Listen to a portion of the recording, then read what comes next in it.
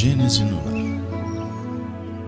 Evangelho das manhãs para os corações. Agradecemos, ó Pai, pelas oportunidades, pela vida, pela reencarnação, pela inteligência, pela habilidade, pela mediunidade, pela liberdade, pela responsabilidade. Obrigado, Senhor, pela família, pelo lar. Obrigado, Senhor, por essa cidade maravilhosa que nos acolhe, por esse país bendito do Brasil, pela Casa Planetária. Obrigado pelos amigos, pelo trabalho, pelo estudo, pela interação com o mundo espiritual de uma forma mais clara, auxiliados pela doutrina dos Espíritos. Obrigado, Jesus, pela tua amizade, pelo teu carinho, pela tua mansuetude, pela tua firmeza em nos oferecendo as lições que tanto carecemos. Gênese no lar, na manhã de hoje, dia 31 de março do ano de 2021. Nós estamos hoje completando o estudo de número 293. Tema muito interessante para iniciarmos o dia: alegria cristã. Nós temos trabalhado com Allan Kardec, nosso professor de todas as manhãs, no livro A Gênese, os milagres e as predições segundo o Espiritismo, dando sequência aos milagres do Evangelho. Hoje o item 47, uma passagem conhecida por todos e sempre atual, indicando possibilidades, nos ajudando no empreendimento da nossa evolução, nesse investimento importante que sugere o conhecimento, o saber, a educação, o projeto, compreendendo etapas, atitude, comprometimento, experiências, e se candidatando para os testemunhos, que são as provas, que na verdade nos auxiliam a superarmos os limites e conquistarmos novas atividades. Vamos lá. Bodas de Caná é o item 47 da obra, nesse capítulo, repito, 15. Farei a leitura. E interessante porque Allan Kardec, ele não publicou o texto original, apenas um trechinho. Ele já entrou direto no comentário, partindo do princípio que todos manuseamos as bodas de Caná constantemente com a nossa Bíblia, com o nosso Evangelho, não é verdade? Você tem feito isso? Se não, vai uma dica. Dialogue com Jesus, os bons espíritos, com Deus através dessa obra extraordinária. Esse milagre, mencionado em um só evangelho, o de João, é indicado como o primeiro que Jesus fez. E por esse motivo, deveria ser um dos mais marcantes, mais estudados. É preciso que tenha produzido bem pouca sensação para que nenhum outro evangelista fale dele. Um fato tão extraordinário teria impressionado ao mais alto ponto os convidados e principalmente o chefe da casa, que parece nem mesmo ter se apercebido. Olha que interessante, Kardec chama atenção para um fato. Só João. Por quê? Porque ele estava presente, passou desapercebido pelos demais. Mas não só. Até o chefe da casa, daquela bodas, parece não ter percebido a importância. Isso dialoga conosco nesse momento, que temos muito que aprender. E naturalmente, cada vez que voltamos os olhos, buscando força, elemento, conhecimento, para caminhar para o futuro, nessa viagem bendita, a gente sempre recebe desse manancial uma dica importante. Para não dizer que Jesus é ainda desconhecido pela grande parte da população mundial, planetária. Carlos, mas todos já ouviram falar de Jesus. Pois bem, mas ele ainda continua esquecido. Caminhamos indiferente, mesmo com uma cruz no peito, se dizendo religioso, ou com diálogos, com discursos empolgantes e ufanistas. Passamos indiferente a sua mensagem, porque não vivenciamos. Essa é a verdade. A gente tem lampejos.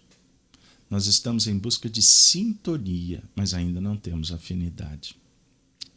A gente começa a apresentar um coração que precisa, que reconhece, que se movimenta. Mas de vez em quando a gente desliga esse coração como apertamos um botão de uma máquina. Agora não. Depois eu assisto. Continuando Kardec, considerado em si esse fato, tem pouca importância, comparativamente aos que testemunham verdadeiras qualidades espirituais de Jesus. Admitindo-se que as coisas se passaram como são relatadas, é notável que seja o único fenômeno desse gênero que tenha produzido. Jesus era de uma natureza bastante elevada para se ocupar de efeitos puramente materiais, próprios somente para suscitar a curiosidade da multidão, que o teria comparado a um mágico. Ele sabia que as coisas úteis conquistariam mais simpatia e lhe trariam mais adeptos do que as que pudessem passar como resultado de uma grande habilidade ou destreza. Mas nunca tocariam o coração. Se bem que o rigor, o fato, possa ser explicado até certo ponto por uma ação fluídica, que assim como o magnetismo oferece exemplos. Teriam trocado as propriedades da água, dando-lhe o gosto do vinho. Mas essa hipótese é pouco provável, já que, nesse caso, a água, tendo apenas o gosto do vinho, teria conservado sua cor, o que não deixaria de ser notado. É mais racional ver aí uma dessas parábolas tão frequentes nos ensinamentos de Jesus, como a do jovem pródigo, do festim das bodas e tantas outras. Ele teria feito, durante a refeição, alguma alusão ao vinho e à água, de onde tirou uma instrução. O que justifica essa opinião são as palavras que o mordomo lhe dirigiu. Todo homem serve a princípio bom vinho, e depois que tenham bebido bastante, serve-se então de um inferior.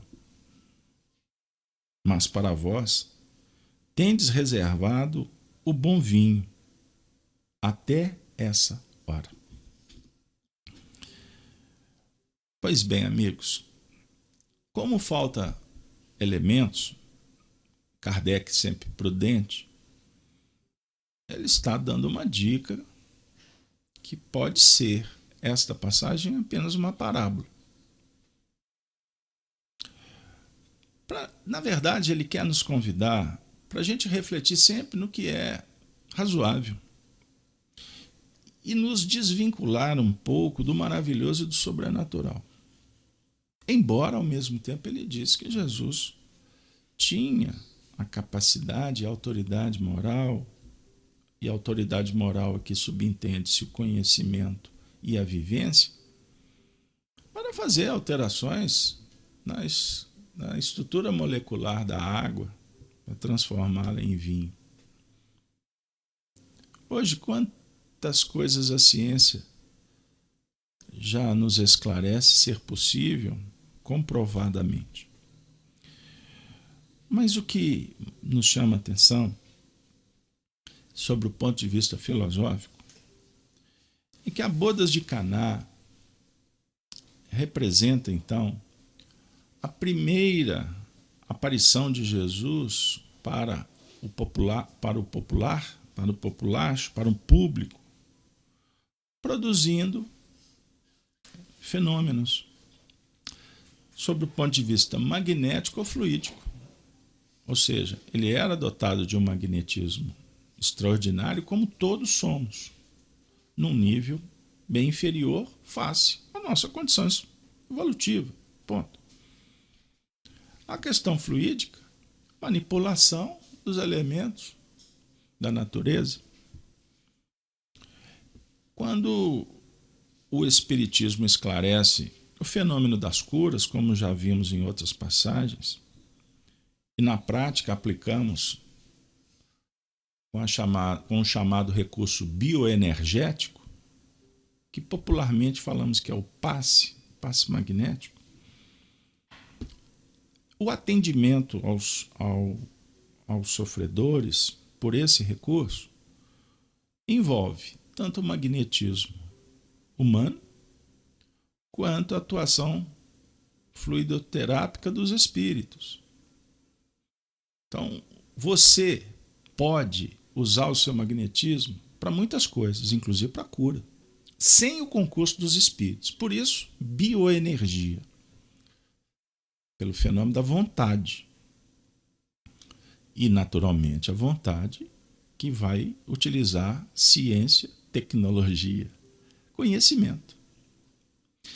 Sabemos que os espíritos estão conosco o tempo todo. Então, toda a ação bioenergética em favor de um semelhante, por certo, terá o concurso dos espíritos. O que nos auxilia, inclusive, a desabilitar um pouquinho a vaidade. E essa transferência de poder exagerado para pessoas. O que eu quero dizer? A vaidade, porque nunca estamos sós. Então, movimentar no sentido positivo, você vai atrair espíritos interessados com aquele movimento positivo. Então, sempre a bioenergia será robustecida com a atuação da vontade dos espíritos, que vão, na verdade, contribuir para que o procedimento aconteça. Porque, repito, estamos sempre influenciados pelos espíritos. E quando eu falo não transferir poder demais, porque é natural também que no populacho, na religião que foi esvaziada, a gente quer atuação milagrosa dos espíritos, dos santos, dos sacerdotes, dos médiuns, para admirá-los, né? E transferir responsabilidades. Então, a linguagem espírita, essa ciência bendita, ela quebra tantas barreiras,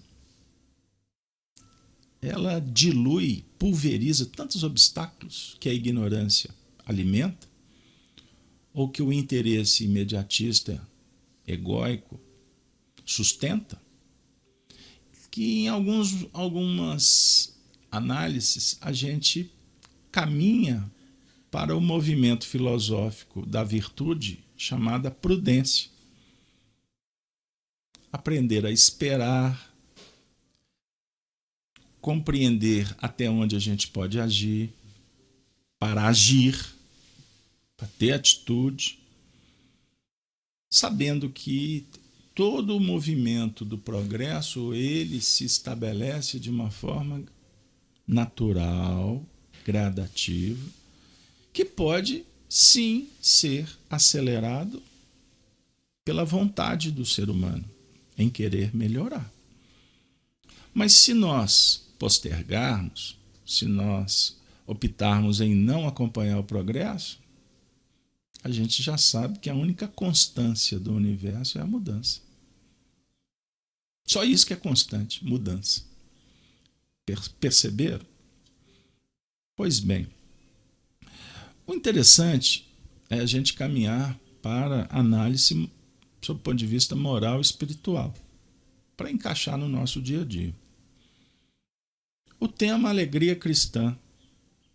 Jesus aparecendo em público reflete para nós um consolo espetacular, soberano, autorizado, o amparo que necessitamos, o remédio que falta, o amigo que procuramos, a notícia alvissareira, o conhecimento que liberta. Temos que comemorar.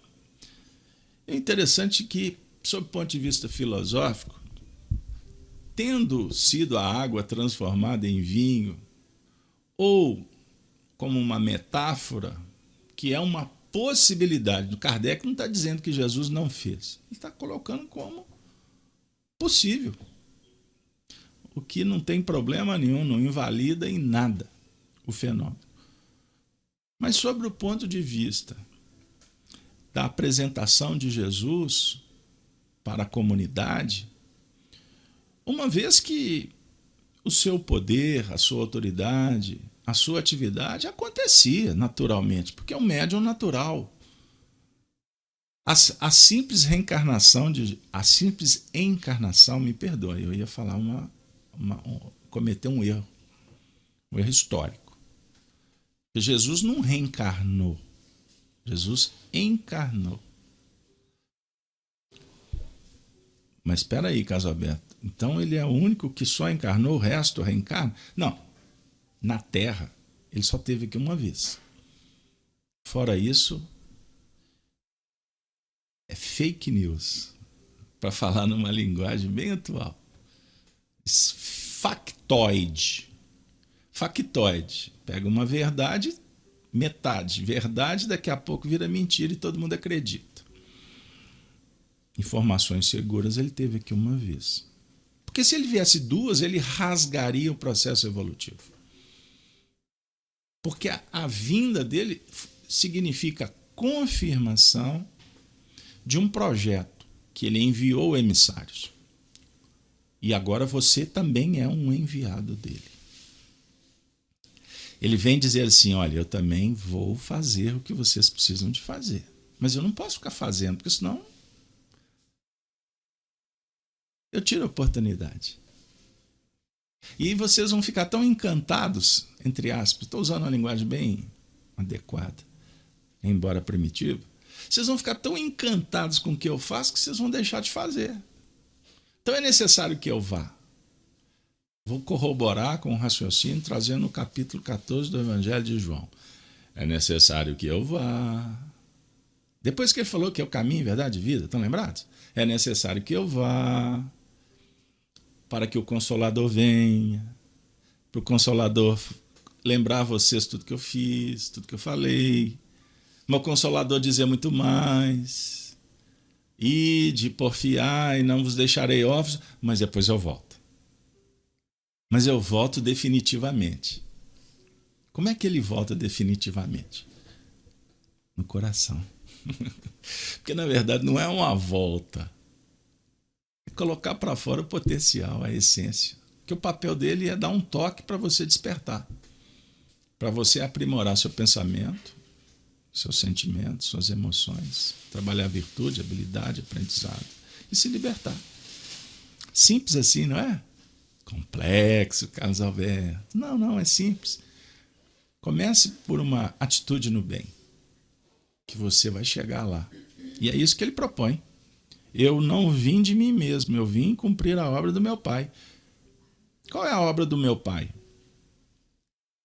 Qual é a obra do seu Pai? Não compara o seu Pai com o dele. Porque ele não está falando do Criador do universo. Ele está falando do Pai que representa a referência para o trabalho que ele exercitava. Como você tem o seu e dialoga contigo pela sua consciência. O vinho de Jesus é bom no princípio, no meio e no fim. Então essa figura, essa imagem fala sobre a festa que se distribui um vinho bom no início, porque o paladar está apurado, e o vinho de qualidade inferior da metade para frente, porque já se acostumou, define o seguinte, que a ilusão, ela nos inebria, ela aciona as nossas paixões. Mas em seguida a gente fica enceguecido. É diferente da verdade. A verdade, ela não aciona a paixão. A verdade é a verdade. Costumamos caminhar pela paixão para depois chegar na verdade. Filosoficamente, é entender o que significa desejo, o que significa prazer, o que significa felicidade. A verdade nem sempre é prazerosa, mas ela contribui para a felicidade. O desejo é aquele movimento que aciona, que propõe a busca. Eu desejo alimentar. Me alimento. Vou sentir prazer. Vou me sentir bem. Certo? Mas o homem é o único animal racional que não come só para atender o desejo de manutenção. Nós comemos para além. E no além que está enovelado pelo prazer, vai nos trazer o quê? Um desconforto, porque você comeu mais do que deveria. Então aí vai surgir o quê? A dor. A dor compreendida é uma lição. Opa, amanhã não será 2,5 pratos. Eu vou fazer uma experiência, vai ser 2 pratos. Até que a gente chega numa condição de, não, 1 prato é suficiente. Ou lá na frente o indivíduo vira até vegano, porque vai se alimentar de uma forma bem diferente. Bem diferente.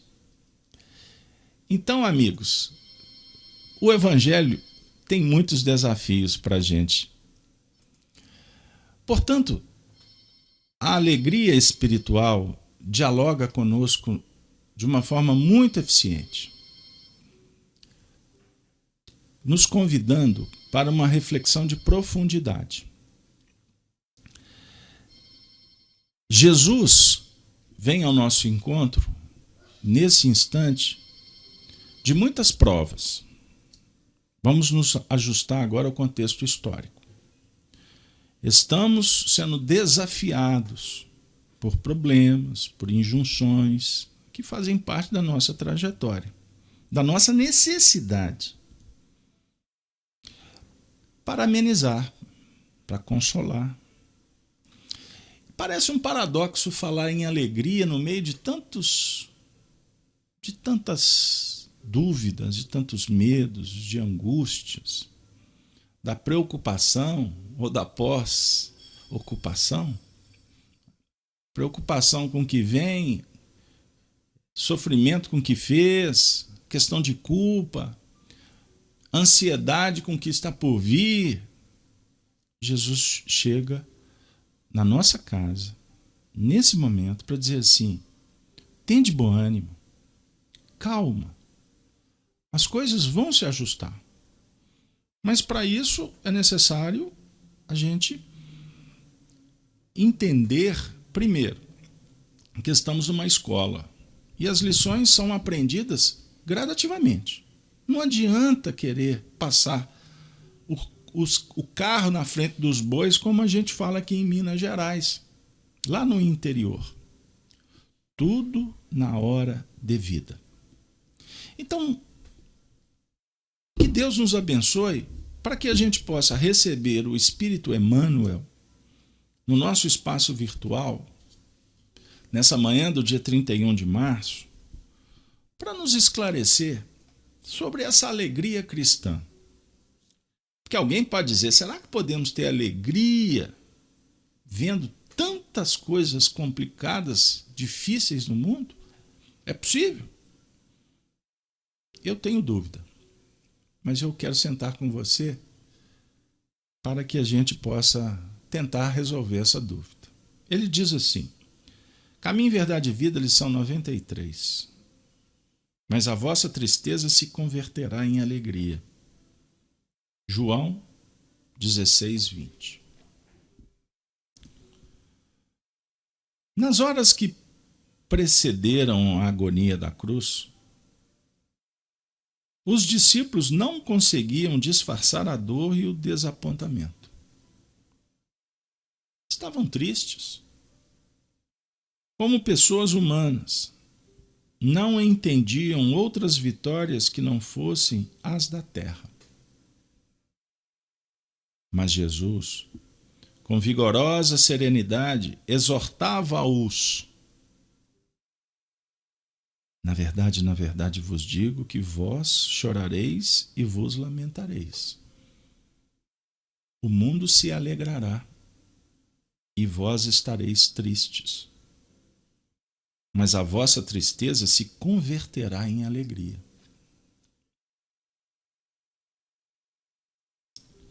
Através de séculos, viu-se no Evangelho um conjunto de notícias dolorosas.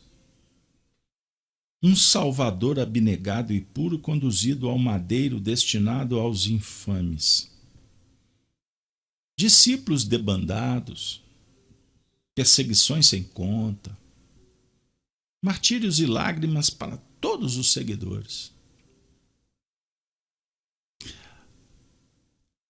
No entanto, essa pesada bagagem de sofrimentos constitui os alicerces de uma vida superior, repleta de paz e alegria. Essas dores representam um auxílio de Deus à terra estéril dos corações humanos. Chegam como adubo divino aos sentimentos das criaturas terrestres, para que de pântanos desprezados nasçam lírios de esperança. Os inquietos salvadores da política e da ciência, na crosta planetária, receitam repouso e prazer, a fim de que o espírito chore depois, por tempo indeterminado, atirado aos desvãos sombrios da consciência ferida pelas atitudes criminosas. Cristo, porém, evidenciando suprema sabedoria, ensinou a ordem natural para a aquisição das alegrias eternas, demonstrando que fornecer caprichos satisfeitos, sem advertência e medida, às criaturas do mundo, no presente estado evolutivo, é depor substâncias perigosas em mãos infantis.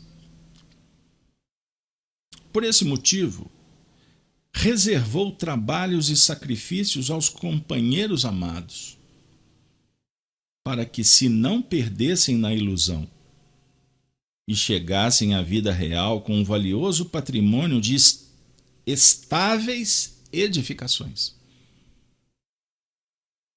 Eis porque a alegria cristã não consta de prazeres da inconsciência, mas da sublime certeza de que todas as dores são caminhos para júbilos imortais.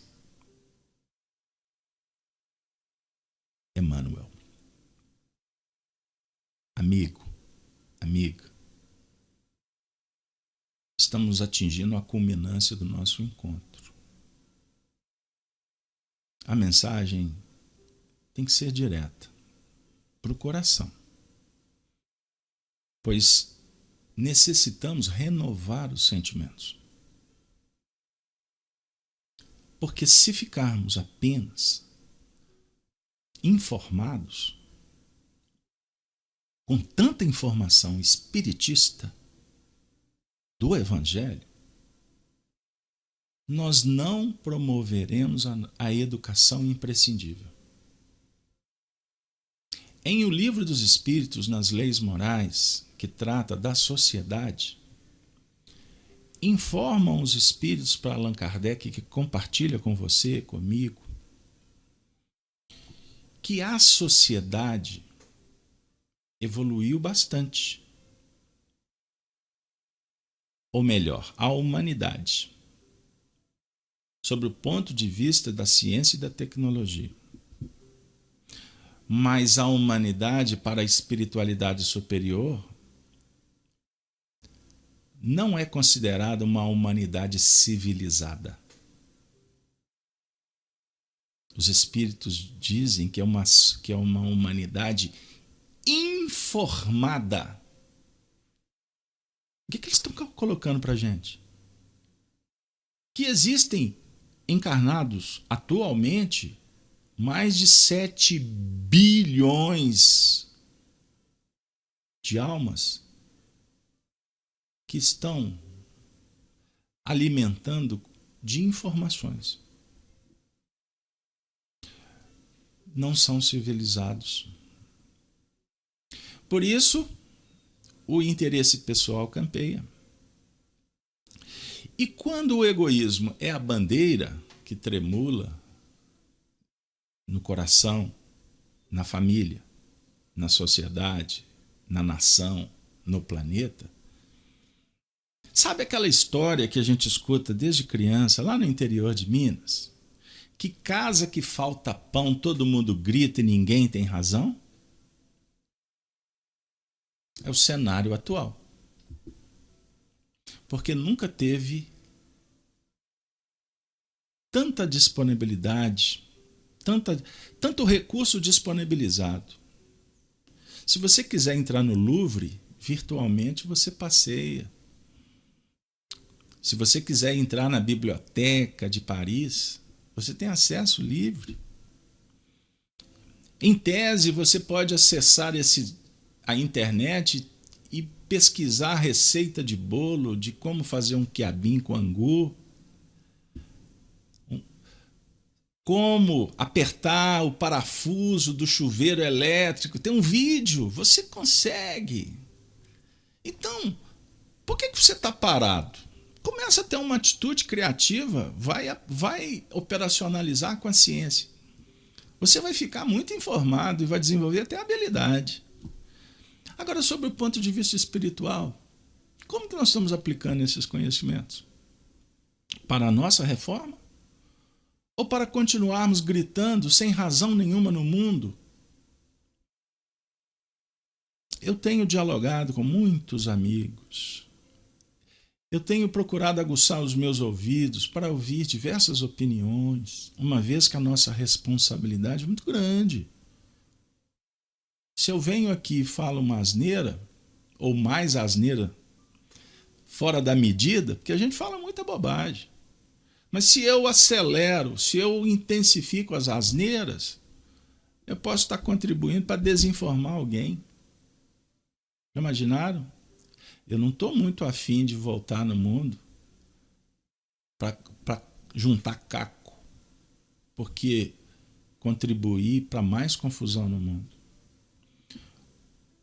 Mas nós temos que compartilhar as informações doutrinárias para alertá-los. Isso é meu papel.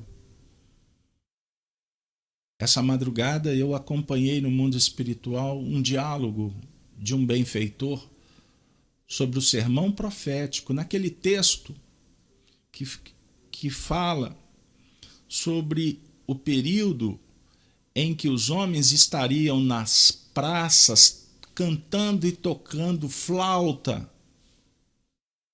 Essa metáfora foi usada por Jesus, enquanto o Filho do Homem estaria esquecido.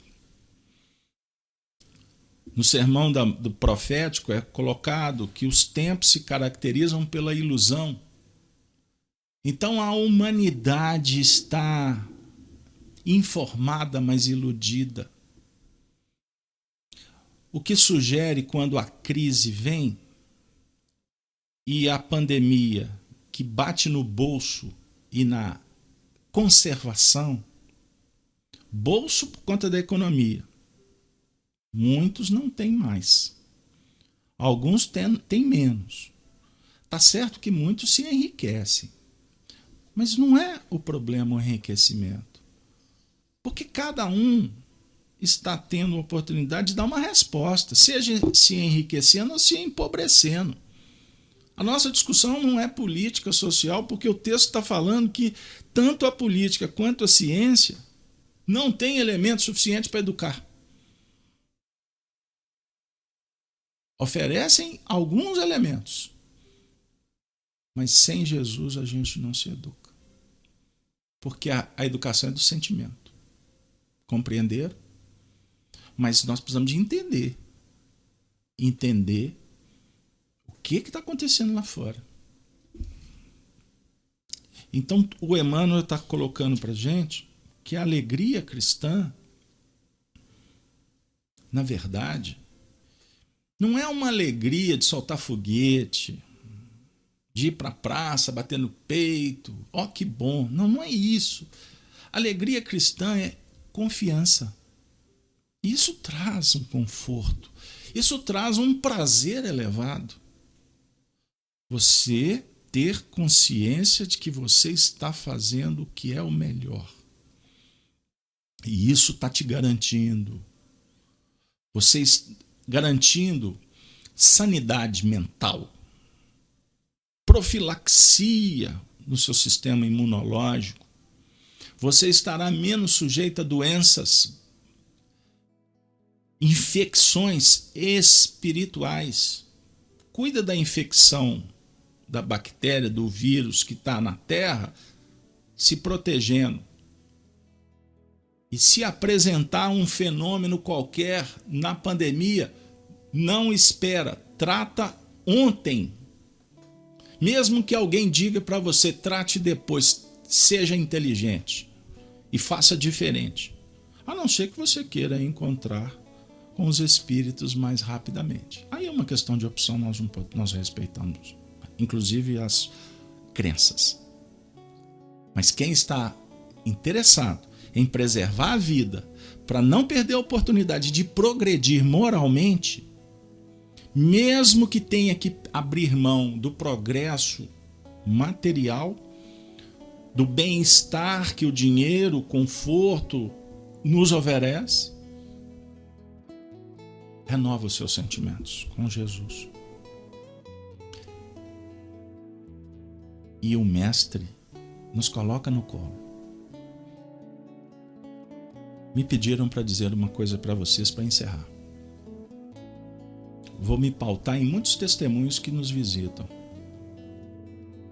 Como a gente distribui esse evangelho para centenas, sei lá quantas pessoas, de vez em quando alguém se manifesta. Ontem eu recebi uma mensagem que disse assim: Carlos Alberto, eu ando deprimido, mas você não tem noção tanto que essa mensagem da manhã tem segurado a minha onda. Foi a expressão que ele usou. Eu me sinto como revigorado, eu tento, os meus olhos recebem um colírio e eu vou enxergar a vida com perspectiva, que a depressão insiste em inibir. Não desista de fazer o bem. Conto com você. Aí eu pensei, Jesus, se não fosse o Senhor, eu não teria forças para fazer, porque eu também tenho meus dramas. Mas uma coisa é certa, a pandemia não mudou absolutamente nada da minha crença, pelo contrário, fortaleceu. O negativismo das pessoas, e aliás, negativismo tem que tomar cuidado, né? Porque negativismo no Brasil ele pode ser azul, ele pode ser vermelho. Então não pode nem usar mais palavras, que elas estão perdendo os significados de tanta política que envolve, que nos deixa absurdados e indignados, para não dizer enojados. Mas nós temos que manter o equilíbrio e continuar caminhando,